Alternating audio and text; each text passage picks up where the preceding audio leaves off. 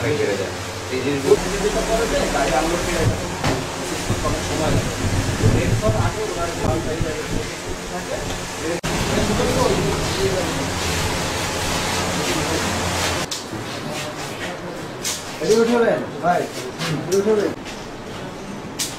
আপনার এখানে অন্য পরিবর্তন করতে হবে। এখন আমাদের যে ডিলার পর্যায়ে অনিয়ম হচ্ছে এটা আপনার সরাসরি আপনি দেখবেন।